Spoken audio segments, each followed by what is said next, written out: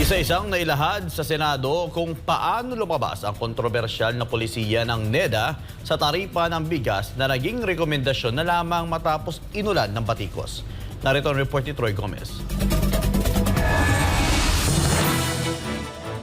Tila nagisa sa sariling mantika ang National Economic Development Administration o NEDA matapos inusisa sa Senado ang rekomendasyon na ibaba ang taripa ng bigas. June 4 nang inanunsyo na aprobado na sa NEDA Board na ibaba sa 15% ang taripa sa pag-aangkat ng bigas mula sa 35%. Layunin nito ay maibaba ang mataas na presyo ng bigas na lagpas 50 pesos na kada kilo.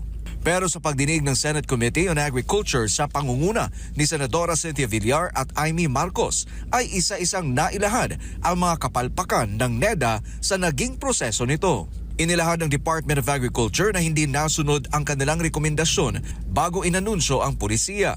Sinabi ni DA Undersecretary Asis Perez na ang kanilang naunang rekomendasyon ay ibalik sa 50% ang taripa. Our recommendation at that time, Yes. before At this, that time. What do you mean at that time? during Kailan the po ba discussion kayo at the CTRM, Madam Chair, it was to bring it back to 50%. 50. Baliktad. Bring it back to 50.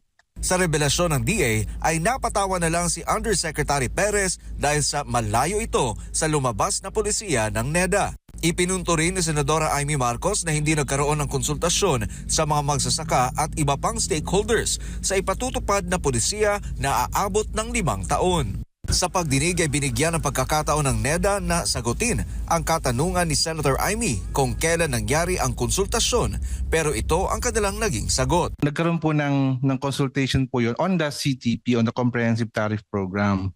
That was, if I remember, TC conducted, the Tariff Commission conducted consultation. Kailan yun? Dahil sa hindi masagot ng NEDA ay itinulak na lang nito ang katanungan sa taga-Tariff Commission. I-defer ko lang po sa TC kung kailan po.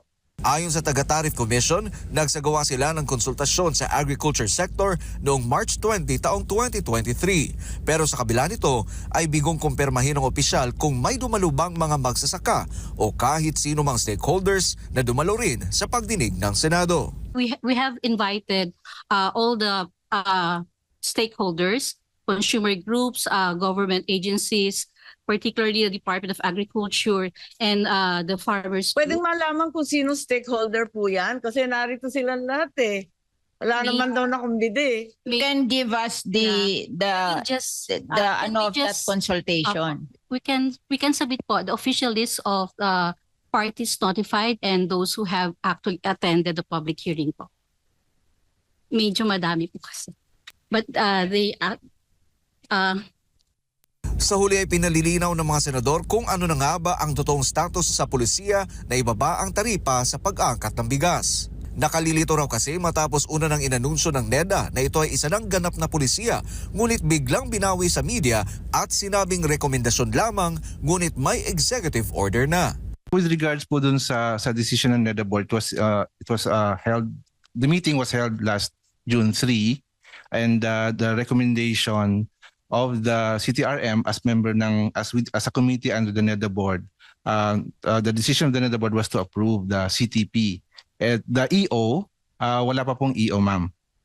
Hindi pa po siya nalalabas, hindi pa rin po siya nasa-sign. Sa gitna ng napipintong paglabas ng EO para sa nasabing polisiya ay inilahad naman ni Senator Cynthia Villar na nagkausap na sila dito ng ehekutibo.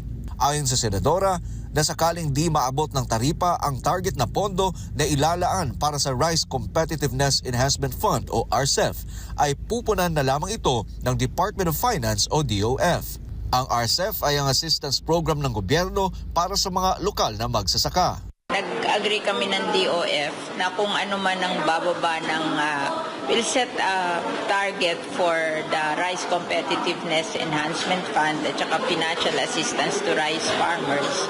Pag hindi namin na-target yun, pasasagot nila sa GAA. So, we'll have the same funds pa rin. Yung hindi namin makukuha sa tariff, pasasagot ng DOF sa GAA. Para sa Diyos at sa Pilipinas kung mahal. Troy Gomez nag-uulat, SMNI News.